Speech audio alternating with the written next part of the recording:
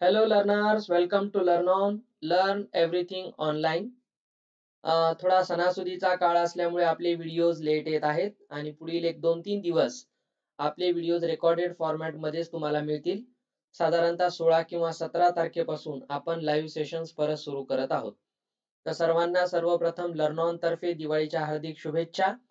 आपण मागच्या last live क्लासमध्ये नवनीत मधील आपला 11वा लेसन ज्याचं नाव आहे गुणोत्तर व प्रमाण याची थेरी पाहिली होती. गुणोत्तर म्हणजे काय, प्रमाण काय असतं, गुणोत्तर आणि प्रमाणाचा उपयोग दैनंदिन जीवनामध्ये कसा होतो.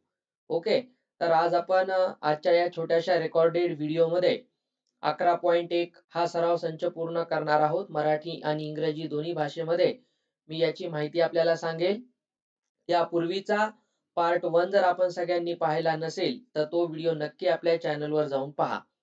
तर आजच्या भागामध्ये आपण प्रत्यक्ष उदाहरणे सोडवणार आहोत आणि त्यासाठी तुम्ही मागचा भाग पाहणं गरजेचं आहे, ज्यामुळे तुमचे थेरॉटिकल कन्सेप्ट पूर्ण होतील आणि ज्याचा उपयोग तुम्हाला नक्कीच या उदाहरणांना सोडवताना होणार आहे. तर चला स्टार्ट करूया. आपण मागच्या याच्यामध्ये पाहिलं होतं 4 संख्या एबीसीडी जर प्रमाणात असतील तर अंत्यपदांचा गुणाकार हा मध्यम पदांच्या गुणाकारा एवढा असतो. Product of extreme terms is equal to the product of middle terms. A into D is equal to B into C. इथे तुम्ही पाहू शकता ए आणि डी हे अंतिम पद आहेत. म्हणजे हे डाव्या बाजूने ए हे अंतिम पद आहे आणि उजव्या बाजूने डी हे अंतिम पद आहे. बी आणि सी ही दोन्ही मधली पद आहेत आणि जर संख्या प्रमाणात असतील तर अंतिम पदांचा गुणाकार हा मध्यम पदांच्या गुणाकारा एवढा असतो. हे झालं 4 संख्यांच्या बाबतीत. 3 संख्या असतील तर जे मधलं पद असतं ते आपण भूमिती मध्य म्हणून वापरतो. That is also called geometric mean. Okay, तर ए कॉमा बी कॉमा सी म्हणजेच बी वर्ग बरोबर ए सी असं जर आपल्याला सापडत असेल तर आपण समजून घ्यायचं 3 संख्या प्रमाणात आहेत. तर अशा पद्धतीने हे महत्वाचे 2 रूल आपण पाहिले होते. आता आपण प्रत्यक्ष उदाहरणांना सुरुवात करू. चला, स्वाध्याय 11.1 मधलं पहिलं उदाहरण काळजीपूर्वक समजून घ्या. काय अडचण असेल तर नक्की कमेंट बॉक्स मध्ये टाका. ओके, व्हिडिओ आवडत असेल तर लाईक करायला विसरू नका. आता या ठिकाणी बघा, पहिला प्रश्न आपल्याला काय दिलेला दिसतो. 15/28 या अपूर्णांकाचे 45/49 शी असलेले गुणोत्तर किती. म्हणजेच what is the ratio of the fraction 15:28 with the fraction 45:49. Okay, तर खूप सोपा प्रश्न आहे. कोणाचं कोणाशी गुणोत्तर दिले हे फार महत्वाचं असतं. जर आपण गुणोत्तर कुणाचं कुणाशी दिले हे न समजून घेता जर गुणोत्तर काढलं तर आपलं उत्तर चुकण्याची शक्यता असते, किंबहुना ते उत्तर चुकतंच. म्हणून गुणोत्तरामध्ये क्रमाला फार महत्व आहे. कुणाचं गुणोत्तर कुणाशी विचारलेलं आहे म्हणजे कोणाचा रेशो कोणाशी विचारलेला आहे हे माहित असणं खूप गरजेचं असतं. तर या ठिकाणी आपण पाहू 15/28 या अपूर्णांकाचं काढायचे 45/49. म्हणजे सिंपली आपण एक काम करू, 15/28 चे गुणोत्तर 45/49 याच्या सोबत. ओके, तर बघा याला आपण या पद्धतीने मांडूया. 15/28 च गुणोत्तर 45/49. तुम्हाला गुणोत्तराचं भाग लक्षात यावा म्हणून आपण इथे त्याला वेगळ्या रंगाने दर्शवूया. ओके, तर आता पहा याला आपण कसं लिहू शकतो. याची पीडीएफ तुम्हाला तुमच्या व्हॉट्सअप ग्रुपवर मिळून जाईल, हे पण लक्षात घ्या. तर या ठिकाणी 15/28 आहे. आपल्याला माहिती आहे जेव्हा भागाकारातील संख्या आपण गुणाकार रूपामध्ये लिहितो त्यावेळेस ती गुणाकार व्यस्त होते. It gates reciprocal. सो 45:49 हा रेसिप्रोकेट होईल, म्हणजेच तो गुणाकार व्यस्त होईल आणि तो 49/45 या पद्धतीने लिहिला जाईल. आता आपल्याला फक्त काय काम करायचं आहे, तर 15 गुणिले 49 छेद 28 गुणिले 45 यांना संक्षिप्त रूप द्यायचे. तेच आपलं फायनल उत्तर असेल. तर विचार करा, इथे 28 आणि 49 दोघांना 7 ने भाग जातो. तर आपण अगोदर 7 ने भाग देऊया. 7 चोक 28, 7 साते 49. Okay, 7 4s are 28 and 7 7s are 49. Similarly इथे 5 3s are 15, 5 9s are 49 असंही घेऊ शकता किंवा सरळ 15 नेही 45 ला 15 ने 45 ला भाग देऊ शकता. 3 1 3, 3 3 9. तर अंशामध्ये 7 आणि छेदामध्ये 12 असा तुम्हाला आलेला दिसतो. या पद्धतीने तुमच्या लक्षात येईल की हे जे गुणोत्तर आलेलं आहे ते 7 दशे 12 किंवा 7 12 असं आलेलं आहे, जे की दिलेल्या पर्यायांमध्ये ऑप्शन नंबर 1 आहे. ओके. प्रत्येक उदाहरणानंतर विद्यार्थी मित्रांनो क्लिअर असेल तर चॅट बॉक्स मध्ये टाकायला विसरू नका. तर option number 1 is the our first answer. Okay. चला नेक्स्ट क्वेश्चन कडे जाऊ आपण. सोनल आणि कोमल यांच्या आजच्या वयांचे गुणोत्तर 6:5 आहे. सोनलचे 6 वर्षांपूर्वीचे वय 30 वर्ष होते, तर कोमलचे 5 वर्षानंतरचे वय किती असेल? आता विचार करूया दोघांच्या आजच्या वयाचं गुणोत्तर दिलेलं आहे. आपण मागच्या थेरॉटिकल पार्ट मध्ये समान पट काढण्याचं शिकलो. हे गुणोत्तर आहे, हे प्रत्यक्ष वय नाहीये. म्हणजे हे वयाचंच काय केलेलं आहे, अतिसंक्षिप्त रूप दिलेलं आहे. 6:5 काय असतं? अतिसंक्षिप्त रूप आहे कोणत्या तरी गुणोत्तराचं. याचा अर्थ याची समानपट आपण जर मानली तर आपण प्रत्यक्ष वय काय असू शकतं हे बैजिक पद्धतीने अल्जेब्रिक मेथडने लिहू शकतो. बघा याला सोडवण्याचा अप्रोच सोपा आहे. कुठलेही शाब्दिक उदाहरण सोडवत असताना इथे व्यवस्थितपणे समजून घ्या काय दिलेलं आहे. इथे आपल्याला दिलेलं आहे सोनल आणि कोमल यांचं जे वयाचं गुणोत्तर आहे, म्हणजे बघा सोनलचे वय तसेच कोमलचे वय यांचं गुणोत्तर हे किती आहे? 6:5. आपण जर समानपट यक्स मानली, समानपट म्हणजे कॉमन मल्टिपल. ओके बेटा, याला आपण म्हणूया कॉमन मल्टिपल. ही जर आपण एक्स मानली तर प्रत्यक्ष सोनलचं आणि कोमलच्या वयाचं गुणोत्तर न मिळता सोनलचं वय मिळतं 6x वर्ष. हे आजचं वय आहे. ठीक आहे. हे फार महत्वाचा असतो, हा रेफरन्स असतो, हा पाया असतो. आजचे वय दिलेले आहे 6x वर्ष होईल आणि जे कोमलचं वय असेल ते 5x वर्ष. ओके. तर हे दोघांचं आजचं वय आहे. आता आजच्या वयामुळे आपण पूर्वीचं वय आणि नंतरचं वय यांचा विचार करू शकतो. जसं इथे दिलेलं आहे पहा. सोनलचं 6 वर्षांपूर्वीचं वय. आता साधा विचार करा तुम्ही पण. तुम्ही 6 वर्षापूर्वी लहान होतात का मोठे होतात? अगदी बरोबर. लहानच होतात आजच्या वयापेक्षा. तर सोनलचं आजचं वय किती आहे? सोनलचं जे आजचं वय ते 6x वर्ष आहे. मग आता विचार करून सांगा. 6 वर्षापूर्वी सोनलचं वय काय असेल? आजच्या वयापेक्षा 6 ने कमी. म्हणजे विचार करा 6 वर्षांपूर्वी, मी तुम्हाला समजण्यासाठी डीप मध्ये सोडून देत आहे. सोनलचे वय. ठीक आहे. सोनलचे वय किती असायला पाहिजे? आजचं 6x त्याच्यातून 6 कमी करा. एवढं वर्ष असेल की नाही? खूप सोपं असतं बीजगणित. तर 6x वजा 6 वर्ष होईल. आता इथे मी वर्ष लिहिताय प्रत्येक वेळी. ठीक आहे. तर बघा हे एवढं त्यांचं जर वय असेल तर आपल्याला इथं सांगितले ते होतं 30 वर्ष. आपण एक्स काढू जेणेकरून आपल्याला एकदा जर दोघांचं आजचं वय समजलं तर मागचं पुढचं काढायला काहीच वेळ लागणार नाही. तर 6x वजा 6 म्हणजे सोनलचं 6 वर्षापूर्वीचं वय ते दिलेलं आहे 30 वर्ष. बघा 6x वजा 6 बरोबर आहे 30च्या. असा याचा अर्थ होतो. दोन्ही बाजूमध्ये 6 मिळवा किंवा -6 ची जर आपण बाजू बदलली तर तो उजवीकडे जाऊन +6 होतो. पक्षांतराच्या नियमाने 6x 36 होतो. दोन्ही बाजूंना 6 ने भाग देऊया तर x ची किंमत 6 येते. x 6 आला, वय 6 नाही आलं, समानपट 6 आली. तर यावरून तुम्ही मला सांगू शकता की x च आपल्याला 6 भेटलं तर तुम्ही कोमलचा 5 वर्षानंतरचं वय सांगू शकता आरामात, कारण तिचं आजचं वय किती आहे? आता आपण सरळ कोमलच्या वयाचा विचार करूया. ठीक आहे. आपल्याला सोनलचं वय तर विचारलेलंच नाहीये. ओके. तर मग विचार करा कोमलचं आजचं वय काय होईल किंवा कोमलचे सरळ आता आपण एक काम करू. 5 वर्षांनंतरचे वय काढू. ठीक आहे. काही अवघड नाही. बघा तसंच करूया. आजचं वय किती आहे? 5x वर्ष. आता 5 वर्षानंतर ती मोठी असेल का लहान असेल आजच्यापेक्षा? नक्कीच मोठी असेल. She will be older than today or present age. So 5x plus 5 will be her age after 5 years. तर हे किती आपल्याला काढायचं आहे? तर आपल्याला x ची किंमत आता इथं 6 मिळालेली आहे ती आपण इथे ठेवून देऊ. 5x म्हणजे 5 गुणिले 6 होतं. बॉडमासचा रूल लावा. कंचे भागू बेवानुसार आधी गुणाकार करा. 30 अधिक 5 इथं येतं 35 वर्ष. 35 वर्षे हे काय असेल? कोमलचं 5 वर्षानंतरचं वय. तर इथे आपण गुणोत्तर आणि समानपट यांचा विचार करत करत वयांवरची आधारित उदाहरणे सॉल्व्ह करू शकतो. तर मी अतिशय डीप मध्ये हे सांगितलेलं आहे. ज्याला समजलं नसेल त्याने व्हिडिओ रिवाइज करा, मागे घेऊन जाऊन परत हे उदाहरण सोडवलेलं काळजीपूर्वक अभ्यासा. यावर जर काही शंका असेल तर चॅट बॉक्स मध्ये टाका.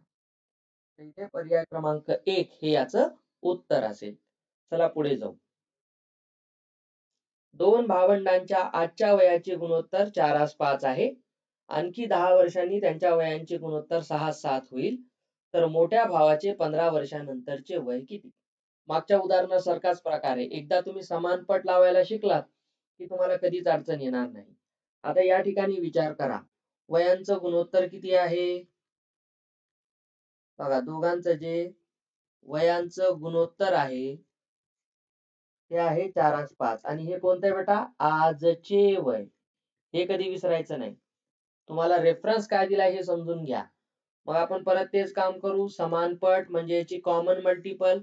दिस is the ratio of present age. Okay. नाव समानपट म्हणजेच कॉमन मल्टिपल x मानला तर त्यांचं वय काय होईल? पहिल्याचं वय असेल 4x वर्ष आणि दुसऱ्याचं जे वय असेल ते 5x वर्ष. आता तुम्ही सहज मला पाहून सांगू शकता, समान पटीने मल्टिप्लाय केल्यामुळे मोठा भाऊ कोणता असणार याच्यातला? 5x वर्षवाला, कारण आपल्याला मोठ्या भावाचंच वय काढायचंय 15 वर्षानंतरच. ओके. तर 4x वर्ष आणि 5x वर्ष हे दोघांचं आजचं वय आहे. ठीक आहे. मग आता विचार करा, आणखी 10 वर्षानंतर असं म्हटलेलं आहे. तर पहा, 10 वर्षांनी, मग मला सांगा 10 वर्षानंतर दोघं मोठे होतील का लहान होतील? मोठे होतील. तर जो लहान भाऊ आहे, मी आता इथे लिहितो लहान भाऊ, हे की नाही, म्हणजे याला आपण म्हणूया यंगर ब्रदर इंग्रजीत. तर जो यंगर ब्रदर आहे तो आज 4x वर्षाचा आहे. तो अजून 10 वर्षाने काय असेल? 4x अधिक 10 वर्षाचा असेल. मोठा होईल ना 10 वर्षाने. यस. तर हे झालं त्याचं 10 वर्षानंतरचं वय. त्याच पद्धतीने जो मोठा भाऊ आहे, मोठ्या भावाचं वय काय असेल? मोठा भाऊ, त्याला एल्डर ब्रदर म्हणा किंवा ओल्डर ब्रदर म्हणा, चालेल दोन्हीतही. जो एल्डर ब्रदर आहे तो आज 5x वर्षाचा आहे. प्लस 10 करूया. तर हे गुणोत्तर 10 वर्षानंतर किती होतं? 6:7 होतं. म्हणजे बघा, लहान भावाचं गुणोत्तर वयाचं 10 वर्षानंतरच्या, मोठ्या भावाच्या 10 वर्षानंतरच्या वयाच्या गुणोत्तरात 6:7 असे यांनी दिलेलं आहे. आता याला सॉल्व्ह करा आणि x ची किंमत काढा. काम संपलं. ओके. तर तिरपा गुणाकार करूया. 7 ने आपण गुणतो 4x अधिक 10 ला तिरपा गुणाकार, आणि 6 ने आपण गुणतो 5x अधिक 10 ला. नेहमी तिरपा गुणाकार हा डावीकडून वरच्या बाजूने सुरू करायचा. ठीक आहे. आणि नंतर इकडून इकडे. असं का करतात हे तुम्हाला पुढे वर्गांमध्ये लक्षात येईल. गुणोत्तरामध्ये या क्रमाला किंवा तिरप्या गुणाकारामध्ये हा क्रम फार महत्वाचा असतो. आता 7 ने गुणूया. 7 चोक 28x. बघा, हे एक चलातील समीकरण सोडवणं आहे.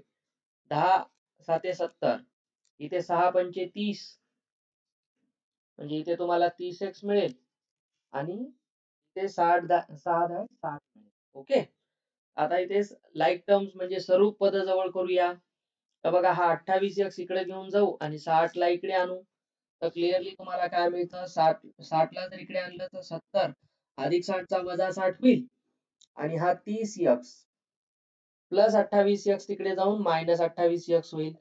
तर 30 मधून 28 गेले, हे 2x राहतात, दोन्ही बाजू बरोबर आहेत. 70 मधून 60 गेले, 10 राहतात, दोन्ही बाजूंना 2 ने भाग देऊया. तर 2 5 10 म्हणजे x आपल्याला समानपट मिळणं जास्त महत्वाचं आहे. तर x ची समानपट किती आली मित्रांनो? ती आली 5. झालं. एकदा x सापडला की तुम्ही काही करू शकता. मग आता मोठा भाऊ 15 वर्षानंतर विचार करतोय. तर विचार करा, 15 वर्षानंतर मोठा भाऊ केवढा राहील? 15 वर्षानंतर मोठ्या भावाचं वय, असंच विचारलंय ना. Age of elder brother after 15 years. केव्हापासून? आजपासून. हे लक्षात ठेवायचं. 5चं वय काय होतं मोठ्या भावाचं? 5x. 15 वर्षांनी अधिक 15 होऊन जाईल. x ची किंमत ठेवा 5. 5 5 25. 25 अधिक 15 किती होतात? 40. संपलं काम. तर इथे 15 वर्षानंतर मोठ्या भावाचं वय असेल 40 वर्षे. तर या ठिकाणी तुम्हाला पर्यायामध्ये दिसतं ऑप्शन नंबर 2. पहा, अतिशय सोपं असतं. तुम्हाला शाब्दिक उदाहरणाला फक्त एक्सट्रॅक्ट करता आलं पाहिजे. त्या उदाहरणात नेमकं काय दिलंय आणि प्रोसेस काय असेल. आणि याच्यात गणिती क्रिया कोणत्या आहेत? समीकरण सोडवणे, तिरपा गुणाकार करणे, या मॅथमॅटिकल प्रोसेसेस आहेत. आणि या ज्याला जमतात त्याला हळूहळू सगळं जमायला लागतं. तर गणिती क्रिया आणि तुमची समज आणि तुम्ही लावत असलेलं लॉजिक याचा मिळून हा पूर्ण विषय बनत असतो. Okay, very good. पुढे जाऊया. इथे दिलेले आहे 340 सेंटीमीटरचे 51 मीटरशी असलेले गुणोत्तर संक्षिप्त रूपात कोणते? तर या ठिकाणी आपण पाहिलेलं आहे मागच्या थेअरीमध्ये की आपण गुणोत्तर फक्त समान गटाच्या राशीचं किंवा समान राशींचंच काढू शकतो. चला, इथे जर सेंटीमीटर आणि मीटर पाहिलं तर कशाचं एकक आहे? अगदी बरोबर, लांबीचं एकक आहे. म्हणजे दोन्हीही लांबीशी रिलेटेड आहेत. म्हणजे एकाच प्रकारच्या राशी आहेत. Okay, both quantities are of same type which are related with length. So no problem. So we can find out its ratio. तर आपण याचं गुणोत्तर काढू शकतो. पण सेंटीमीटर आणि मीटर हे सारखे एकक नाहीयेत. तर आपल्याला माहितीये की एककांचं आपण कन्व्हर्शन करतो, एककांचं आपण रूपांतरण करतो. तर मी तुम्हाला मागे थेअरीमध्ये सांगितलं होतं, शक्यतो नेहमी काय करायचं मित्रांनो, मोठ्या एककाचं रूपांतर लहान एककात करायचं. कारण मोठ्याचं रूपांतर लहान यात करत असताना गुणाकार केला जातो, जे आपल्याला सोडवायला सोपं आहे. तर आपल्याला एवढं माहित पाहिजे काय दिलेलं आहे, विचार करा. कोणाचं कोणाशी विचारले हे फार महत्वाचं आहे. 340 सेंटीमीटरचं गुणोत्तर कोणाशी आहे? 51 मीटरशी आहे. हे लक्षात घ्या. आता तुम्ही अगोदर 51 आणि नंतर 340 असं नाही लिहू शकत. तर त्याचा अर्थ बदलतो आणि पर्याय तुम्हाला तसेही सापडेल पहा. बघा, 20 3 पण आहे आणि 3 20 पण आहे. तर तुम्हाला वाटेल मी कोणतंही काढलं तर बरोबर येईल, असं होत नसतं. पहिल्यांदा सेंटीमीटर दिले मग मीटर दिले. तर ज्याचं ज्याच्याशी गुणोत्तर विचारले ते काळजीपूर्वक अभ्यासत जा. आता मोठं युनिट कोणतं आहे? मीटर आहे. ओके, आपल्याला माहिती आहे एका मीटर मध्ये 100 सेंटीमीटर असतात. हे सगळ्यांना माहितच आहे. मग 340 याला सेंटीमीटर करूया आणि 51 ला गुणिले 100 करूया, म्हणजे तो पण कशात कन्वर्ट होऊन जाईल? सेंटीमीटर. मी सांगितलं मोठ्या एककाला लहान एककात रूपांतरित करायचं असेल, if we want to convert larger unit into smaller unit, then we carry out multiplication operation. Okay, or by its conversion factor, converting factor. त्याचा फॅक्टर कोण आहे? गुणिले 100 आहे. आता तुम्ही इथे लक्षात घेऊ शकता, दोन्हीकडचा आता आपण एककाला कुठल्याही गुणोत्तराला एकक नसतं, त्याच्यावरून सेंटीमीटर दोन्हीकडचा रद्द होऊन जाईल. आता आपण याला लिहू शकतो 340 छेद 51 गुणिले 100. ठीक आहे. तर इथे तुम्ही अजून याला सोपं करू शकता. एक एक शून्य कॅन्सल करा. हा 34 छेद किती येतो? 51 गुणिले 10. तर तुमच्या लक्षात येईल या ठिकाणी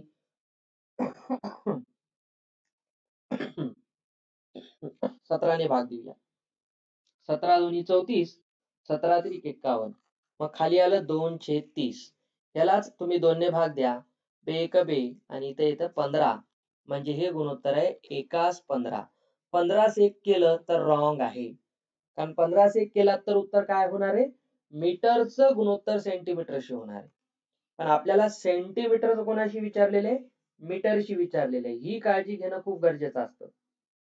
गुणोत्तर आणि प्रमाणामध्ये ऑर्डरला, क्रमाला फार महत्व आहे. कुणाचं गुणोत्तर कुणाशी विचारले हे मात्र काळजीपूर्वक समजून घ्या.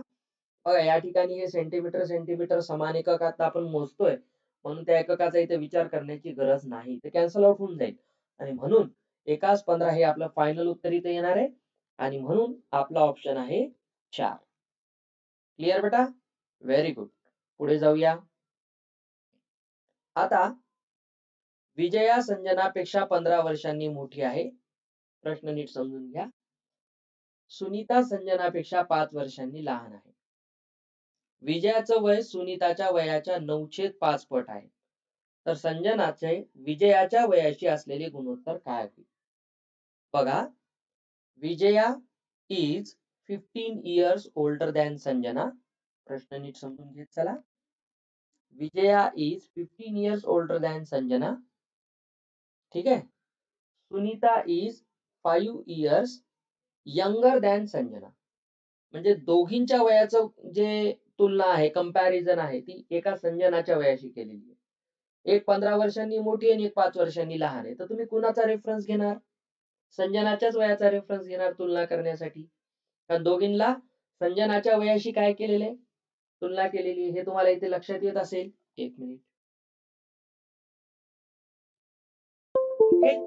मग विजयाचं वय सुनीताच्या वयाच्या 9/5 पट आहे.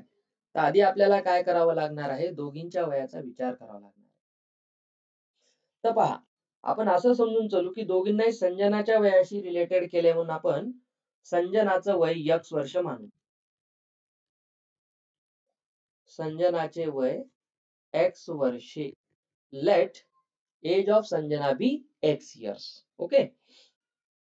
मग आता विचार करा, तर विजया काय दिलेली आहे? विजया ही 15 वर्षांनी मोठी आहे संजनापेक्षा. Vijaya is 15 years older than Sanjana. तर संजना x आहे, तर विजया तिच्याहून x+15 असणार. क्लिअरली तिचं वय मिळालं. आणि सुनीता काय आहे? सुनीता संजनापेक्षा 5 वर्षांनी लहान आहे. Sanjana is x, Sunita is less than 5, म्हणून x-5 करावं लागेल लहान असल्यामुळे. चला, हे दोन्ही आपल्याला सापडलं. आता काय म्हणते? विजयाचं वय सुनीताच्या वयाच्या 9/5 पट आहे. बघा, Vijaya's age is 9/5 times of age of Sunita. म्हणजे बघा, विजयाचं वय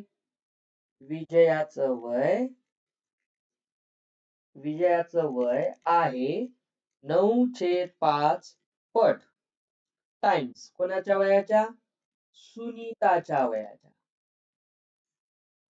सिंपल. ठीक आहे. किंवा 9/5 गुणिले आपण काम करू सुनीताचे. म्हणजे age of Vijaya is 9/5 times of age of Sunita. तर पहा बरं, मग आपण आता दोघींच्या वयांचा विचार आजच्या नुसारच करतोय. तर विजयाचं वय किती आहे? x+15 बरोबर 9/5 गुणिले सुनीताचं वय किती आहे? x-5. हे आपण वरच काढलेलं आहे, तिथं ठेवून दिलं. आता दोन्ही बाजूंना 5 ने गुणूया, म्हणजे हा 5 निघून जाईल. 5 ने गुणून किंवा तुम्ही सरळ गुणाकारही करू शकता, पण हे सोपं जाईल. तर 5 ने गुणल्यानंतर इथे 5 गुणिले x+15, इथे 5 गुणिले 9/5 गुणिले x-5 येतं. हा 5 कॅन्सल होऊन जाईल. 5 ने गुणा बरं बेटा. 5x + 15 5 75. इथे कंसात आलं 9 कंसात x-5. तर 5x + 75 बरोबर 9 गुणिले x 9x 9×5 45. आता आपल्याला फक्त एक छलातलं समीकरण सोडवायचं आहे. तर विचार करा, 5x ला इकडे घेऊन जाऊ, प्लसचा मायनस होईल, -45 इकडे आणू प्लस होईल. तर 9x सोबत 5x जाऊन मायनस होतो आणि 75 सोबत 45 येऊन प्लस होतो. तर 9तून 5 गेले, 4x राहिले आणि इथे आले 120. दोघांना 4 ने भाग देऊया, कारण x मोकळा होईल. 4 त्रिक 12, सो x बिकम्स 30. आपण आता x काढलं म्हणजे आपण संजनाचं वय काढलं. आणि आपल्याला प्रश्नात काय विचारलेलं आहे पहा, संजनाचे विजयाच्या वयाशी असलेले गुणोत्तर. किती गमतीशीर आणि छान प्रश्न आहे पहा. तर तुम्ही या ठिकाणी काय केलेलं आहे? संजनाचं वय काढलं. ते किती आलं? x मानलं होतं ना आपण. तर हे झालं 30 वर्ष. आता विजयाचं वय काढून घेऊ, मग आपल्याला गुणोत्तर काढता येतं. आणि कोणाचं कोणाशी दिले हे लक्षात घ्यायचं नाही, तर अर्थ चुकतो. तर विजयाचं वय काय आहे? x+15. मग संजना किती होती? x होती म्हणजे 30 वर्ष होती. ही तिच्याहून 15 वर्षांनी मोठी आहे म्हणजे ती 45 वर्षाची असणार. येते लक्षात? सोपं असतं बेटा. समजून घेत काम करा. मग आता आपल्याला काय विचारलंय? संजनाचं वय गुणोत्तर काढतोय आपण. We are taking ratio. हे कोणाशी घ्यायचंय? विजयाचे वय. तर संजनाचं वय 30 वर्ष. आता गुणोत्तराला एकक द्यायची गरज नाही. आणि हे 45. दोघांनाही 15 ने भाग द्या. तुम्हाला सहज उत्तर सापडेल. 15 दुनी 30, 15 त्रिक 45. तर उत्तर असेल 2-3. ओके. आणि या पद्धतीने आपलं आहे उत्तर पर्याय क्रमांक 1. तर तुम्ही एकदा जर का XY व्यवस्थित वापरायला शिकलात, समीकरण तयार करायला शिकलात, ही कंडिशन महत्वाची होती. ओके. तुम्हाला हे पटीमध्ये मांडता येणं आणि मग हे गणिती क्रिया करता येणं. या अशा अनेक सारे उदाहरणं सोडवल्यानंतर तुमची ही प्रॅक्टिस वाढेल. ओके. Very good. ठीक आहे.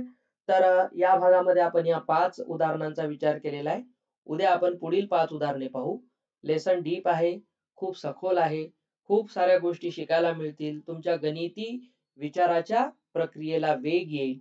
ओके. आणि तुम्ही एक छान पद्धतीने स्कॉलरशिपचे विद्यार्थी तयार व्हाल. म्हणून लर्नॉनची व्हिडिओ पाहत चला.